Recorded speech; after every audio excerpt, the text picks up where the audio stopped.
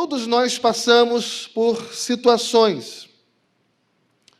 E essas situações são sementes que são lançadas no nosso coração e que elas podem gerar raiz de amargura em nós. Em Hebreus, no capítulo 12, diz que a amargura, ela nos coloca fora da graça de Deus. A amargura é contagiosa, como uma bactéria para o mal. E o fato de eu e você sermos servos de Deus, crentes, não significa que nós estamos imunes a isso. O fato de sermos povo de Deus não significa que temos uma vacina que nos imuniza contra as amarguras da vida. E quando você vai na Bíblia, e quando você tenta descobrir tudo o que a Bíblia fala sobre esse tema, você encontra tantas passagens, você encontra textos na Bíblia que falam sobre a amargura. Você vai encontrar como exemplo em 1 Samuel, no capítulo 22, porque ali a gente vai encontrar o exemplo de Davi.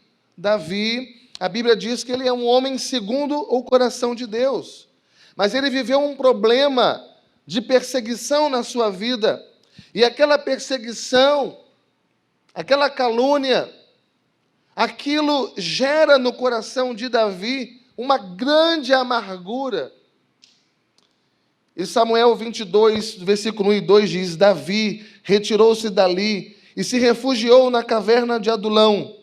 Quando ouviram isso, seus irmãos e toda a casa de seu pai desceram ali para ter com ele. Ajuntaram-se a ele todos os homens que se achavam em aperto, e todo homem endividado, e todos os amargurados de espírito. E ele se fez chefe dele. E eram com ele 400 homens. Vejam, são 400 homens que estão em aperto. São 400 homens que estão endividados. São 400 homens que estão amargurados, amargurados de espírito. A Bíblia também diz em Gênesis 26 e 35 que Isaac e Rebeca, eles tiveram amargura no seu espírito, porque Esaú, seu próprio filho, fez um casamento que desagradou aos seus pais, um casamento constituído para afrontar os pais. Quantas amarguras, irmãos, existem hoje nos lares? Quantas amarguras existem hoje nas famílias, dentro de casa? Quantas amarguras são constituídas e preservadas num relacionamento conjugal, num relacionamento entre pai e filho, pais e filhos, filhos e pais. A Bíblia também aponta para nós o exemplo de Ana. E ela vai dizer que Ana tinha amargura de alma, porque ela passou um bom tempo da sua vida tentando engravidar, sem conseguir. E ela, num dado momento, ela vai para o templo, e ali naquele templo ela chora profundamente.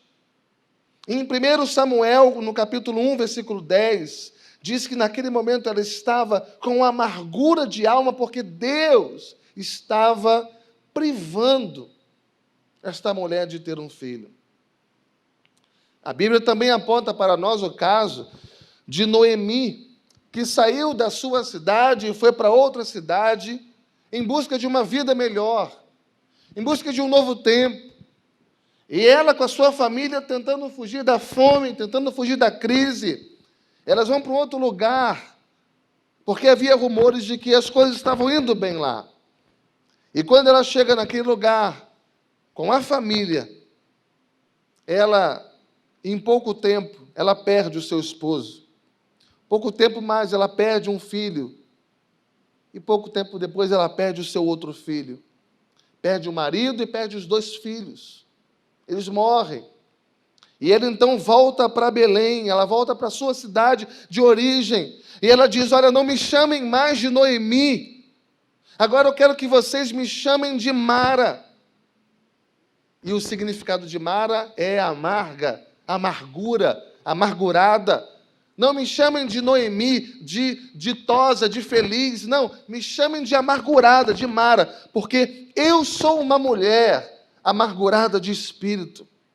Meus amados irmãos, nossas famílias não podem ser abençoadas por Deus enquanto nós não tratarmos esse assunto dentro da nossa casa. Nossas vidas não podem experimentar o melhor de Deus enquanto nós não recorrermos a Deus para tratar isso no coração de cada um de nós. E à luz desse texto, Êxodo, no capítulo 15, versículo 22 ao 27, a gente vai destacar alguns pontos importantes desse texto. E o nosso primeiro ponto é esse, é experimentando amarguras. Veja, Êxodo 15, 22. Fez Moisés partir a Israel do Mar Vermelho. Veja que a saída, então, do Egito foi algo imediato. Assim que eles saem do Egito, eles vão para o deserto e eles agora estão cantando, eles estão dançando, eles estão se alegrando na presença de Deus, porque agora aquelas famílias reunidas ali, aquele povo, ele está livre. Mas logo no momento seguinte, depois disso, a primeira experiência que aquelas famílias têm é uma experiência de amargura. Veja no versículo 23. O versículo 23 diz que eles chegaram a Mara, depois de passarem 3 dias no deserto, e a água, quando foi provada, não servia para ser bebida, porque eram águas amargas. E nós temos aqui, irmãos, pelo menos 3 lições importantíssimas aqui.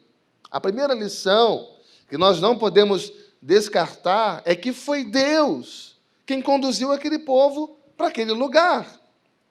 Eles estavam vivendo uma experiência negativa na vida deles, mas quem está conduzindo o povo para aquele lugar é Deus.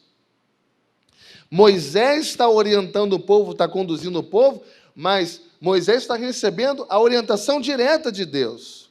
Foi Deus quem tirou aquele povo do Egito. É Deus quem vai conduzir aquele povo ao deserto. E ele vai conduzir aquele povo através de uma coluna de fogo durante a noite e através de uma nuvem durante o dia. E é importante, irmãos, nós entendemos o seguinte aqui. Muitas amarguras, é claro que não são todas, mas muitas situações difíceis da nossa vida nós passamos, porque fazem parte do plano de Deus para o nosso crescimento. Existem situações difíceis que a nossa família passa, que a nossa vida passa, porque aquilo faz parte do plano de Deus para o nosso amadurecimento, para o nosso desenvolvimento. Veja quem você é hoje, veja como que a sua família é hoje, veja os patamares que você precisou de passar, as dificuldades que nós passamos e que nos fizeram quem nós somos hoje. Pessoas amadurecidas e provadas. Nós vencemos, nós chegamos até aqui, porque até aqui o Senhor nos ajudou. Mas não foi fácil nós chegarmos até aqui. Deus nos conduziu todo o tempo, mesmo nas dificuldades e nas lutas. Nós temos na Bíblia também o exemplo de Jó, que perdeu os seus filhos, ele perdeu todos os seus bens, ele perdeu a saúde, mas em nenhum momento Jó pecou contra Deus. Ele recebeu de Deus o bem. Ele disse para sua esposa, no auge das suas perdas, ele disse, mulher, nós recebemos o bem de Deus, e por acaso nós também não receberíamos o mal? O Senhor Deus deu, o Senhor tomou, bendito seja o nome do Senhor. Então, segundo lugar, amargura não é um acontecimento. Amargura é uma reação do coração humano. Veja no versículo 23, afinal chegaram a Mara, Todavia não puderam beber as águas de Mara, porque eram amargas, por isso chamou-se-lhe Mara. Veja que antes deles chegarem ali, as águas já existiam. As águas já estavam ali. Esse nome Mara não foi dado por causa da região. Esse nome Mara não foi dado por causa do local. Esse nome Mara foi dado por causa do coração daquelas famílias. Por causa do coração, por causa do sentimento daquelas pessoas, daquele povo. E aí, irmãos, olha só. A vida, a família, o relacionamento, ele é, na maioria das vezes, 10% do que realmente acontece comigo e 90% como eu reajo àquilo. A vida, a família, os relacionamentos são 10% do que acontece conosco e 90% como nós reagimos àquilo. Ou seja, o problema nem sempre é o que aconteceu ou o que está acontecendo, mas o que eu vou fazer com aquilo que está acontecendo. Como que eu vou reagir ao que falaram? Como que eu vou reagir ao que fizeram? O problema não é o acontecimento em si, mas na maioria das vezes, como que eu estou reagindo àquilo. E aí, nós vamos precisar entender que quando nós guardamos amarguras, quando nós guardamos ressentimentos, quando nós guardamos revoltas, e muitas vezes são esses, sim, os sentimentos que ocupam lugar no nosso coração, em família, isso só vai fazer mal para o nosso coração. Quando a gente guarda sentimentos como esses, e isso só vai fazer mal às pessoas que estão ao nosso lado.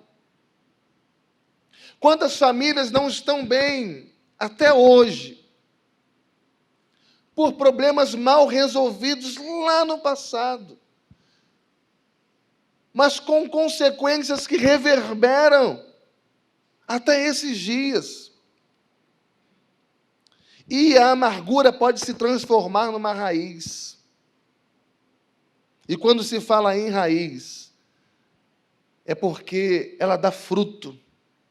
E o fruto que ela dá se chama sofrimento, aflição. Então, não permita que as circunstâncias, que as sementes de amargura que foram lançadas sobre você, crie raízes e frutifique no seu coração. Não permita isso em nome de Jesus. Terceiro lugar, a amargura nasce quando nós somos frustrados nos nossos desejos. A amargura muitas vezes nasce quando nós somos frustrados nas nossas necessidades. Veja no texto que eles caminham 3 dias no deserto e eles não acharam água. Eles estão caminhando 3 dias no deserto, necessitando profundamente de água, sem achar água, mas no final do 3º dia, eles encontram. Eles chegam aqui em Mara, a água estava lá, aquilo que eles tanto esperavam estava lá. Eles criaram uma expectativa com aquele momento. Eles criaram uma alegria no coração muito grande, esperando aquele momento chegar. E agora eles chegam, a água está lá, tinha água para todo mundo. Mas quando eles vão beber daquela água, sedentos que estavam, o texto diz que a água não podia ser bebida. Que frustração, que decepção. Sabe quando você cria uma expectativa em relação a uma coisa e quando você toca na realidade daquilo, você percebe que não é aquilo que você esperava.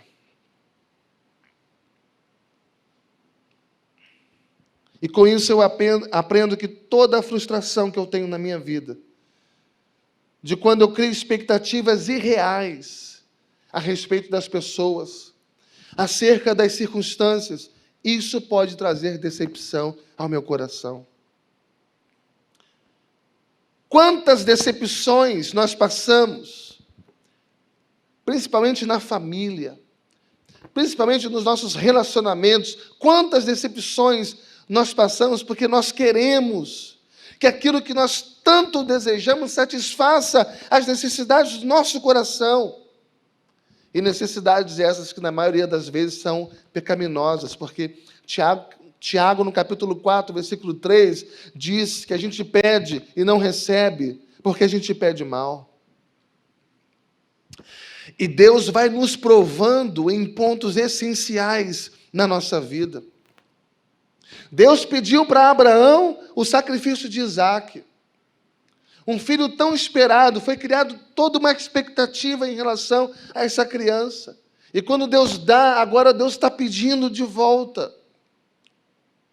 Deus vai lá na vida de Jó, e Deus, ele permite que seja retirado os bens de Jó, os próprios filhos de Jó, mesmo Jó sendo um homem justo, sendo um homem honesto. Deus, ele permitiu que a enfermidade do seu querido, do seu amado, do seu amigo Lázaro, trouxesse morte para a casa de Maria e Marta. Então, irmãos, o fato da gente enfrentar decepções e frustrações em determinadas áreas da nossa vida, isso não é motivo para eu permitir que a amargura habite no meu coração. Isso posto, vamos então para o segundo ponto, que é tão importante quanto. Segundo ponto, como que eu posso superar as amarguras nos meus relacionamentos? Como que eu posso superar, vencer as amarguras na minha família? Versículo 24. E o povo murmurou contra Moisés, dizendo: que havemos de beber. O povo murmurou contra Moisés. Então veja que se existe um pecado que Deus abomina, é o pecado da murmuração. A murmuração é o cântico da insatisfação. A murmuração é o cântico da incredulidade. Quando você murmura contra Deus, você está dizendo: Deus, se eu estivesse no seu lugar, eu faria diferente. O Senhor não fez corretamente. O Senhor não fez certo. O Senhor não está sendo justo comigo, porque eu fiz tudo certinho. Eu fui um bom homem, uma boa mulher, eu orei, eu jejuei, eu busquei a Deus, eu lavei as minhas mãos na inocência, como disse Asaf. O Senhor não está sendo justo. Se eu estivesse no seu lugar, eu faria outra coisa. Em 1 Coríntios 10:10 diz: não murmureis, como alguns deles murmuraram e foram destruídos pelo exterminador. Irmãos, foram destruídos. Deus pune severamente os murmuradores. Então, não murmure. Não permita que as amarguras produzam murmúrios em você. Outra coisa que a gente aprende com o texto, ainda no versículo 24, e o povo murmurou contra quem? Contra Moisés. Veja que, em primeiro lugar, é contra Deus, porque foi Deus quem enviou Moisés. E nós aprendemos uma lição importantíssima aqui. O povo estava amargurado, o povo murmurou, e o povo projetou a sua murmuração para Moisés. Estou decepcionado, estou triste, e eu estou projetando então isso para Moisés. E a grande verdade é que quando a gente passa por certos apertos na nossa vida, quando a gente enfrenta perdas, quando a gente passa por decepções, quando a gente enfrenta situações complicadas, a gente sempre quer encontrar um culpado. A gente sempre quer transferir. Por causa das nossas frustrações, a gente vive muitas vezes procurando um culpado. E muitas vezes em casa é assim. E muitas vezes em família é assim. E muitas vezes no casamento é assim. Irmãos, não busquem culpados para as suas amarguras. Não cometa o mesmo erro que Israel. Muitas vezes a gente vive de tentar encontrar um culpado na família. Muitas vezes a gente vive de tentar encontrar um culpado em casa, tentar encontrar um culpado no trabalho, tentar encontrar um culpado na igreja. O que a gente não faz tantas vezes é chamar a responsabilidade para si, pelos nossos atos. Mas o versículo 25, ele é fundamental, porque ele aponta como vencer a amargura. Então, Moisés, ele clamou ao Senhor, e o Senhor lhe mostrou uma árvore. Lançou a Moisés nas águas, e as águas se tornaram doces. Deu-lhes ali estatutos e uma ordenação, e ali os provou. Então, número 1, não murmure. Número 2, não busque culpados pela sua amargura. E agora, número 3, busque em Deus a solução para as suas amarguras. Veja que Moisés, ele clama ao Senhor. E aquelas águas que eram amargas, elas se tornaram doces. As águas amargas se transformaram doces. Grandes comentaristas, quando chegam nesse ponto aqui, eles dizem que o fato da árvore produzir doçura na amargura está apontando aqui para Cristo. Porque quando Cristo morreu por nós, ele providenciou a nossa cura. Quando Cristo morreu por nós, ele providenciou a nossa cura. Somente Jesus pode transformar as nossas tristezas em alegria. Somente Jesus pode retirar a amargura do nosso coração e transformar em satisfação. Somente Jesus pode retirar de nós o espírito angustiado e colocar em nós vestes de louvor. Somente Jesus pode transformar o coração de todos os que choram e consolar. Então, a solução para a amargura está em Deus. Salmo 142, versículo 1 e 2,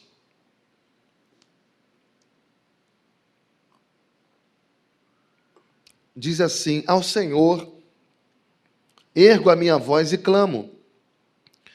Com a minha voz suplico ao Senhor, derramo perante Ele a minha queixa. À sua presença exponho a minha tribulação. Veja, derramo perante Ele a minha queixa. E derramar aqui, esse verbo derramar é um ato das emoções. Esse verbo derramar aqui é um ato dos sentimentos. E ele diz: eu exponho. Diante de Deus eu exponho. Quando ele diz eu exponho, esse verbo expor aqui em hebraico significa aprender de forma lógica o que ele estava sentindo, o que ele estava passando. Ele está apresentando a Deus. Quando ele diz eu exponho diante de Deus, eu estou apresentando diante dele de forma lógica o que eu estou sentindo, o que eu estou passando. Ou seja, se você quiser receber a cura da amargura na sua vida, derrame o seu coração, exponha o seu coração na presença de Deus. Exponha para Ele toda a sua decepção, toda a frustração, a tribulação, toda a sua angústia, porque Deus já sabe. Ele conhece você. E eu quero, irmãos, aqui apresentar algumas lições que Mara nos ensina, que as águas amargas nos ensinam. A lição número 1 é: quando Deus nos permite viver experiências amargas nesta vida, se Deus está permitindo você viver experiências amargas, pode ter certeza que, por mais difíceis que elas sejam, elas são necessárias para nós.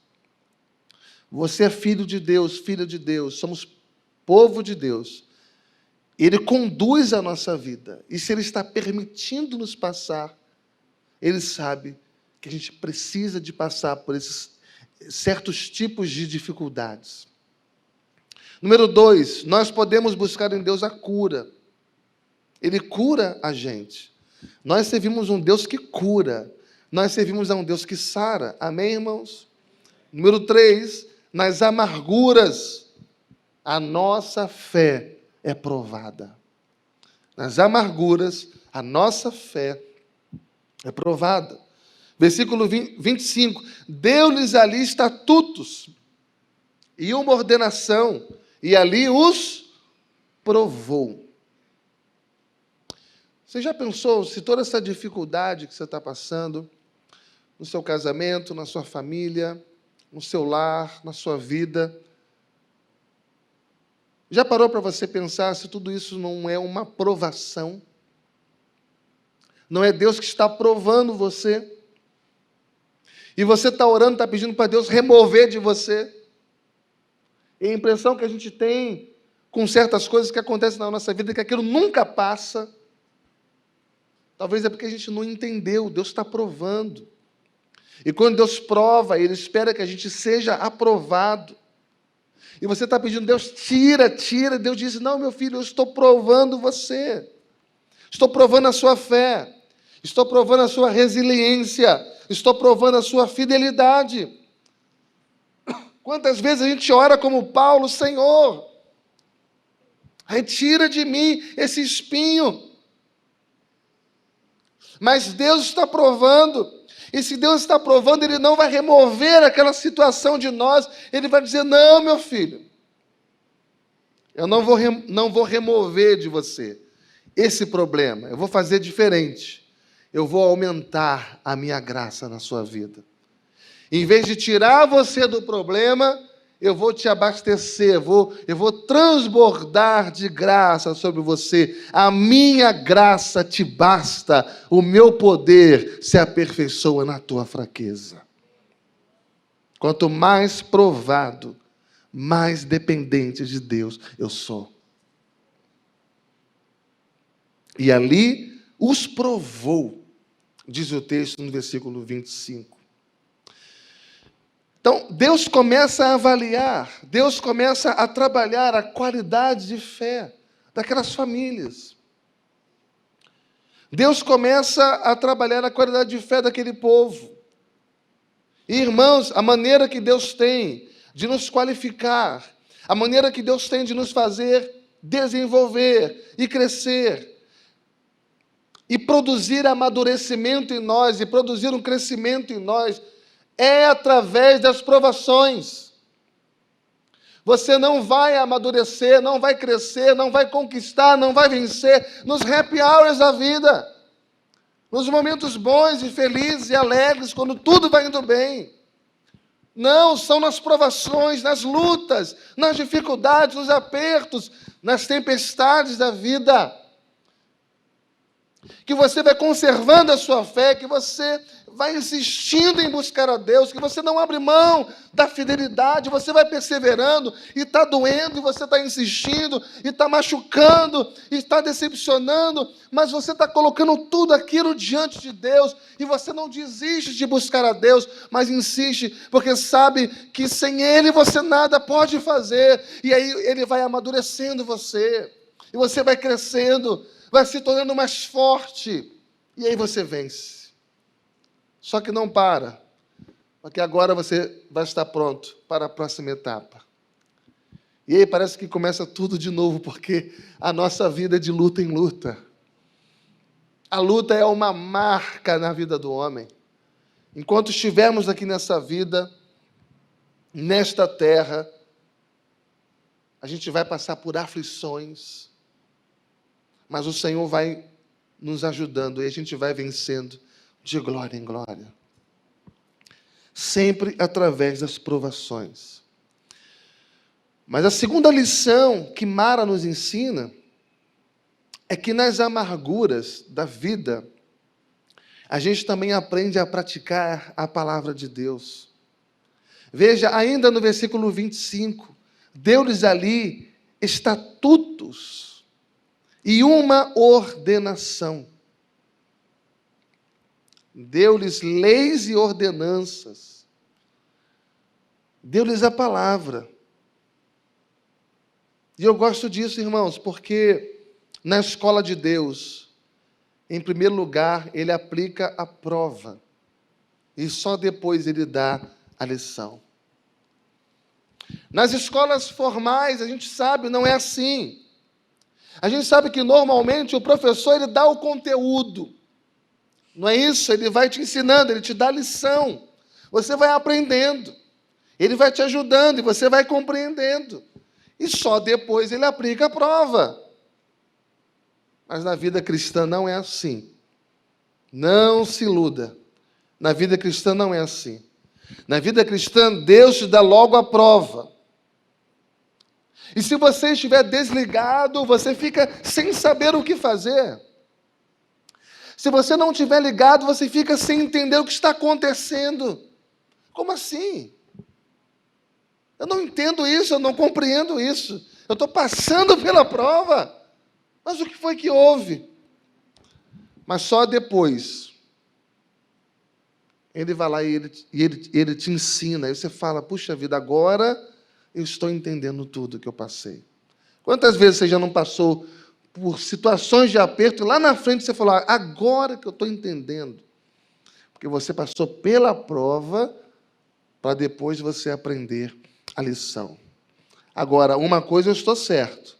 Deus está com você nas suas amarguras. Ele não abandona você. Ele não deixa você. Ele segura na tua mão, Ele cura você, Ele sara você. Ele diz, eu estou caminhando com você, eu estou ensinando você em todo momento da sua vida. Amém, irmãos? Mas o que eu acho fantástico nesse texto é o versículo 26. E disse, se ouvires atento a voz do Senhor teu Deus, e fizeres o que é reto diante dos seus olhos, e deres ouvido aos seus mandamentos, e guardares todos os seus estatutos, nenhuma enfermidade virá sobre ti, das que eu enviei sobre os egípcios. E aí Deus vai revelar o nome dele. E o que é que ele diz aí? Pois eu sou o Senhor que te cura, o Senhor que te sara.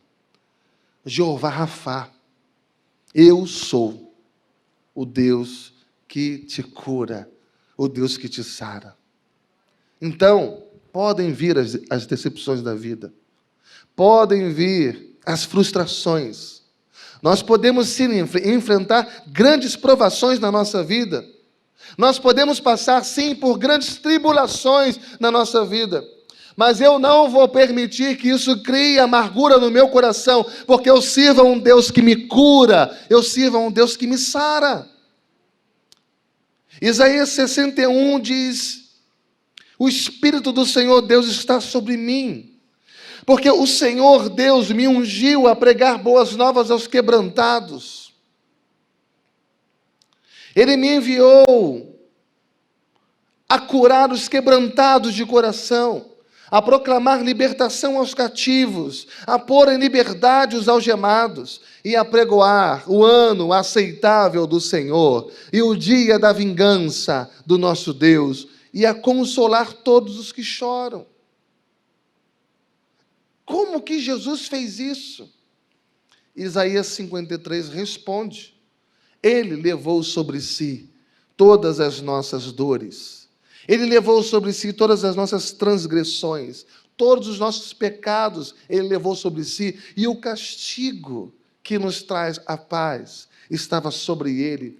E diz assim, que pelas suas feridas nós somos o quê? Sarados. A cruz cura definitivamente. A cruz cura definitivamente. A obra de Cristo cura definitivamente o sofrimento humano, porque um dia o Senhor enxugará dos nossos olhos toda a lágrima. Um dia você vai ressuscitar. Um dia você vai viver perfeitamente na presença de Deus. Mas enquanto esse dia não chega, Até nós chegarmos do outro lado, nas amarguras da vida, nós podemos recorrer a Cristo e dizer: Senhor, me cura o meu coração. Eu não quero continuar no meu casamento alimentando, nutrindo no meu coração, na minha alma, a amargura contra o meu marido, contra a minha esposa. Eu não quero continuar na minha relação com os filhos, nutrindo ressentimentos, as amarguras contra eles, contra os meus pais. Eu não quero nutrir a amargura no meu coração, na minha família. Senhor, não permita que aquilo que fizeram comigo venha adoecer o meu coração, porque já está doente. Mas eu sei que hoje o Senhor pode renovar a minha vida. Nós não podemos ir adiante com a amargura no nosso coração. Não é justo isso. A impressão que se tem às vezes é que a vida não anda. E tudo que propõe a fazer não acontece. E começa, mas não termina. E projeta, mas não dá certo. E planeja, mas não vai à frente. Parece que tem alguma coisa amarrada aí, muitas vezes. É o ressentimento. É algo que precisa ser resolvido aqui. E talvez não tenha sido resolvido porque não encontrou forças para resolver. Mas a grande verdade é que realmente a gente não tem forças em nós mesmos.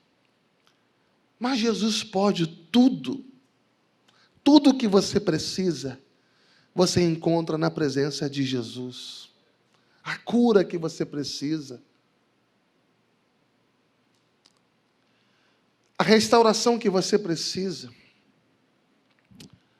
O sábio rei Salomão, ele diz em Provérbios 16 e 28, o homem perverso espalha contendas, e o difamador separa os maiores amigos. E essa palavra difamador, no original hebraico, é murmurador. Essa palavra difamador é o amargurado. Então, segundo Provérbios 16 e 28, ele separa os maiores amigos. Ele separa os maiores amigos. Mas Jesus é o nosso maior amigo e nós podemos contar com Ele. Nós podemos contar com a presença dEle. Salmo 147 diz assim: o Senhor edifica Jerusalém e congrega os dispersos de Israel. Sara os de coração quebrantado e lhes pensa as feridas. Que ferida há no seu coração?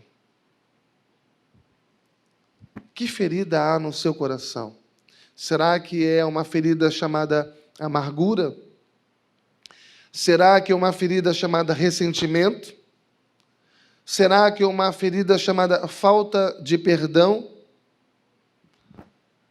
Eu sei o que você precisa ser curado nesta noite. E quando a gente perdoa, a gente é curado. Perdoe o seu marido, perdoe a sua esposa, perdoe seus filhos, perdoe seus pais, seus irmãos, perdoe a sua família. Se você continuar ressentido, se você continuar amargurado, isso vai acabar com a sua saúde.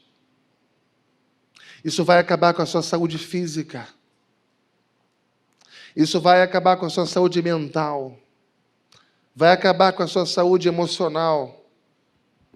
Se você continuar ressentido, amargurado, isso vai acabar com a sua família, com o seu casamento. Quantos daqui, nesta noite, precisam de cura interior? Vamos orar?